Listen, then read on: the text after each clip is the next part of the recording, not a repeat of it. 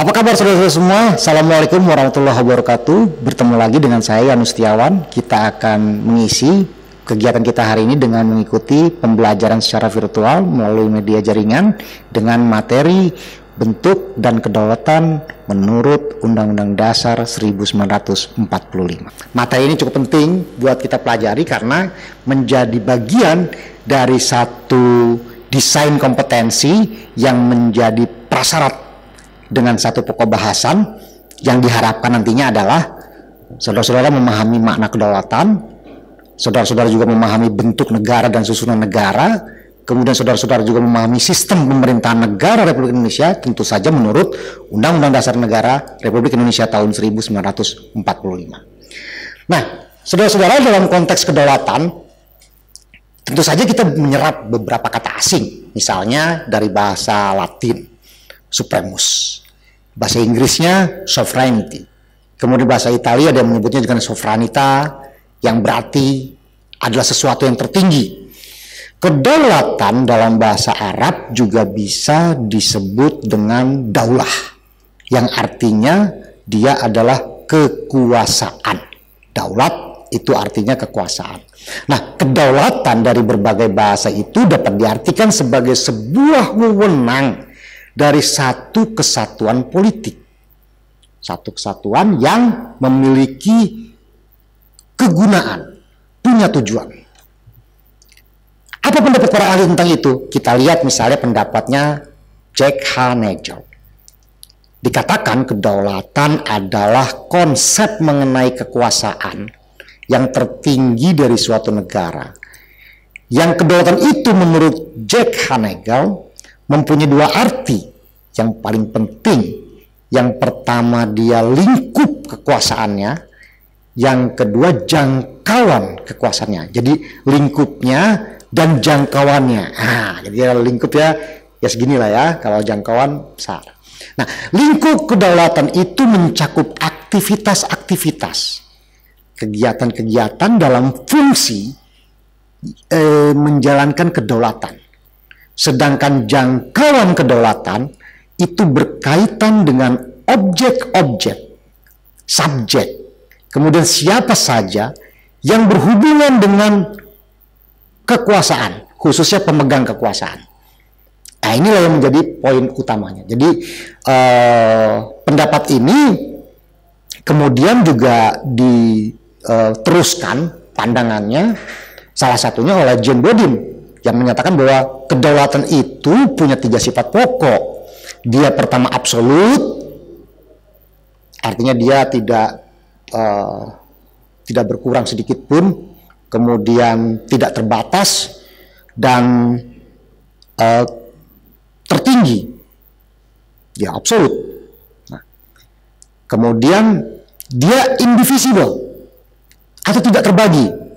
Kedaulatan itu tidak berasal dari sesuatu yang tidak pasti, yang dia memang benar-benar sesuatu yang tinggi dan hanya satu-satunya. Dan yang selanjutnya adalah dia permanen, abadi, ajeg, tetap berada dalam satu tempat itu. Dia berada selama negara itu berdiri. Jadi kekuasaan atau kedaulatan itu ada sepanjang negaranya ada. Pandangan lain datang dari ahli yang lain. Misalnya di Indonesia ada Profesor Jimli Asyidiki yang menyatakan bahwa kedaulatan adalah sebagai sesuatu kekuasaan yang tertinggi dalam suatu negara atau satu kesatuan yang tidak terletak di bawah kekuasaan lainnya. Jadi kalau dia masih terletak di bawah kekuasaan yang lain, maka dia bukan kedaulatan namanya, karena dia kedaulatan, dia tidak ada di bawah lainnya. Tidak ada yang mengatasinya, tidak ada yang dibawahi oleh sebuah kedaulatan. Di atasnya juga nggak ada. Jadi dia sempurna.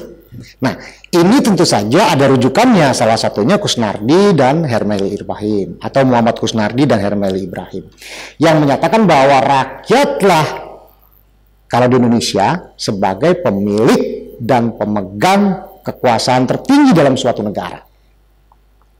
Sebagai pemilik dan pemegang kekuasaan, rakyat menentukan corak dan cara pemerintahan itu diselenggarakan. serta menentukan tujuan apa yang diinginkan oleh negara, atau apa yang ingin dicapai oleh negara. Inilah yang menjadi pembedanya. Pendapat-pendapat ini juga tentu saja berkembang dari para ahli yang lain. Misalnya Muhammad Hatta yang mengatakan bahwa kedaulatan rakyat itu bahwa kekuasaan mengatur pemerintahan dan negara ada pada rakyat. Rakyatlah yang berdaulat, berkuasa untuk menentukan cara bagaimana ia harus diperintah. Jadi rakyat yang menentukan saya mau diperintah seperti apa. Nah, begitu. Tetapi putusan rakyat yang menjadi peraturan pemerintah itu berlaku bagi semua orang. Ialah keputusan ditetapkan secara mufakat dalam suatu perundingan yang teratur bentuk dan jalannya. Atau dalam bahasa yang sederhana, berdasarkan musyawarah yang dimufakatkan. Musyawarah dan mufakat. Nah, begitu menurut founding fathers kita, Muhammad Hatta. Nah, saudara-saudara sekalian, selanjutnya kita akan melihat bentuk negara dan susunan negara Republik Indonesia menurut Undang-Undang Dasar 1945. Yang pertama, bentuk negara menyatakan bahwa susunan atau organisasi negara secara keseluruhan itu meliputi struktur yang ada unsurnya. Apa unsurnya? Ada daerah, ada bangsa, ada pemerintahannya. Jadi struktur negara yang meliputi segala unsur. Nah, bentuk-bentuk negara ini melukiskan dasar-dasar negara, susunan, tata tertib suatu negara yang berhubungan dengan organ tertinggi dalam suatu negara itu, kemudian kedudukan masing-masing organ itu di dalam kekuasaan negara. Jadi semuanya terhubung, terkoneksi. Coba kita lihat di dalam pembukaan Undang-Undang Dasar 1945. Maka disusunlah kemerdekaan kebangsaan Indonesia itu dalam suatu Undang-Undang Dasar Negara Republik Indonesia yang terbentuk dalam susunan negara Republik Indonesia yang berkedaulatan rakyat dengan berdasarkan kepada terus sampai kalimat terakhir. Nah, ini kemudian berelasi atau berhubungan dengan ketentuan yang terdapat dalam pasal 1 ayat 1 yang menyebutkan bahwa negara Indonesia adalah negara kesatuan yang berbentuk republik. Jadi ada publik yang menjadi utamanya. Nah, ini tentunya akan berhubungan kembali dengan apa yang telah kita ketahui dalam persidangan-persidangan panitia persiapan kemerdekaan Indonesia sebelumnya, yang memang menyimpulkan bahwa bentuk negara kita adalah republik, yang itu merupakan satu pemikiran bahwa kita tidak boleh menjadi sebuah negara berbentuk kerajaan atau monarki yang kepala negaranya dipilih secara turun-temurun, masa jabatan kepala negaranya tidak punya waktu tertentu. Nah, kita menginginkan sebuah pemerintahan yang berlangsung secara tertib sesuai dengan masanya, sesuai dengan ketentuan di dalam Undang-Undang Dasar. Nah, ketika ciri pemerintahan tersebut dikaitkan dengan pasal Undang-Undang Dasar 1945, maka kita bisa melihat di pasal 1 ayat 1 yang menyatakan bahwa negara Indonesia adalah negara kesatuan yang berbentuk republik. Kan begitu. Kemudian di pasal 6 ayat 2 presiden dan wakil presiden dipilih oleh rakyat dan tidak turun-temurun. Nah, di pasal 7 presiden dan wakil presiden memegang jabatan selama 5 tahun. Dengan demikian jelas dari ketentuan tersebut bahwa bentuk negara Indonesia adalah republik dengan susunan negara yang berbentuk kesatuan, yang tersusun secara kesatuan. Begitu ya. Sekarang bagaimana sistem pemerintahannya? Nah, sistem pemerintahan Indonesia menurut Undang-Undang Dasar 1945. Kalau Kalau kita merujuk pada pasal 4 ayat 1 dan pasal 17 Undang-Undang Dasar 1945, maka sistem pemerintahan Indonesia adalah presidensial. Karena presiden sebagai eksekutif dan menteri-menteri adalah pembantu presiden. Tetapi bila dilihat dari sudut pertanggungjawaban presiden, maka berarti eksekutif itu merupakan lembaga yang punya kekuasaan cukup untuk menjalankan pemerintahannya. Ini sebelum di amandemen, kita dulu presiden bertanggung jawab kepada MPR, ya.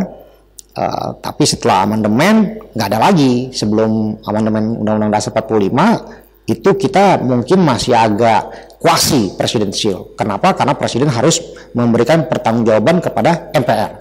Tetapi setelah Undang-Undang Dasar 45 di amandemen, kita menjadi eksekutif murni karena menjadi bagian dari pemerintah yang memiliki kewenangan kekuasaan.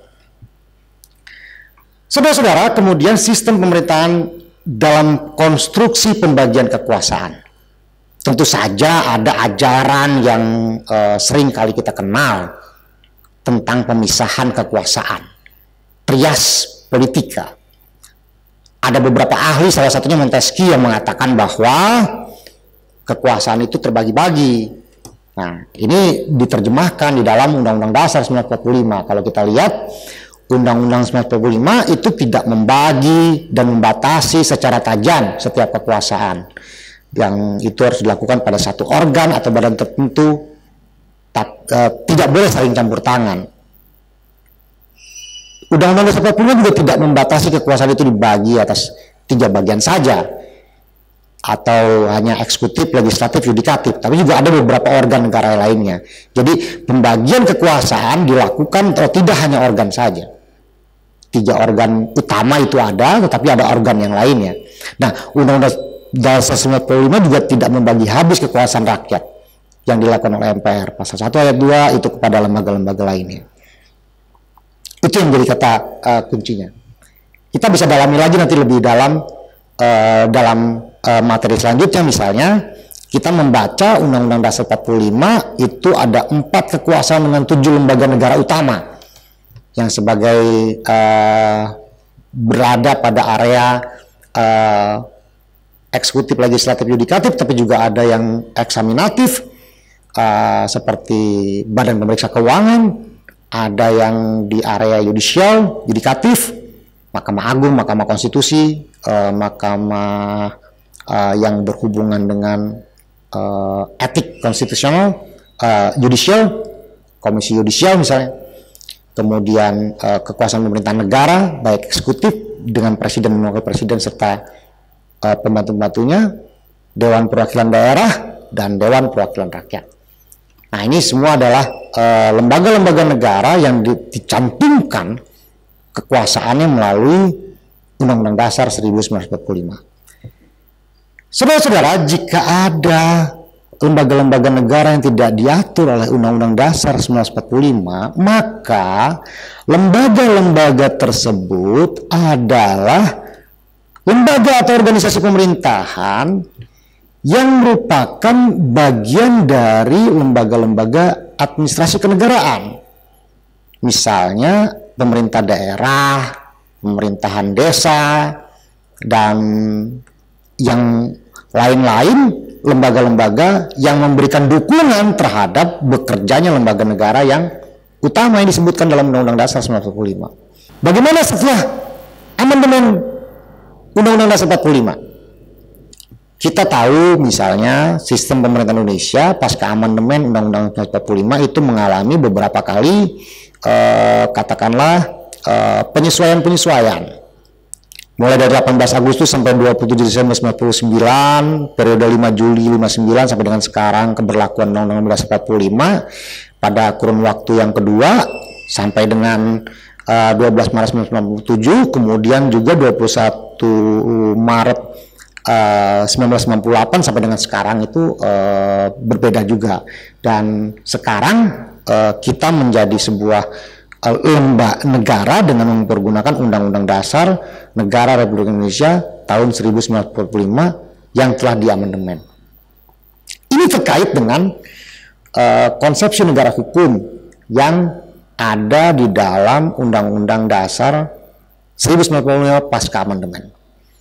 Ini mempertegas bahwa negara hukum yang awalnya hanya ada di dalam penjelasan Undang-Undang Dasar sekarang menjadi bagian dari batang tubuh.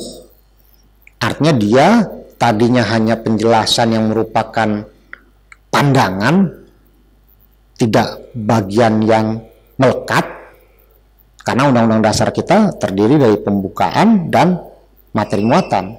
Penjelasan itu bukan bagian. Nah, sekarang yang ada di dalam penjelasan itu masuk ke dalam batang tubuh. Dia menjadi materi inti dari Undang-Undang Dasar kita. Sehingga dengan amandemen Undang-Undang Dasar 45 tersebut, kekuasaan presiden yang tadinya begitu besar kemudian disesuaikan secara proporsional kepada Dewan Perwakilan Rakyat dan memberikan batasan terhadap periode lembaga kepresidenan. Nah, apa contohnya? Kita lihat misalnya setelah amandemen konstitusi ada kedudukan MPR dan DPR. MPR yang dahulu memiliki kedudukan strategis dengan kewenangannya, sekarang dia tetap menjadi lembaga yang punya kewenangan mengubah dan menetapkan undang-undang dasar, melantik presiden dan wakil presiden, memberhentikan presiden dan wakil presiden dalam jabatannya atau dalam masa jabatannya menurut undang-undang dasar. Ini yang memberikan perbedaan dengan masa lalu.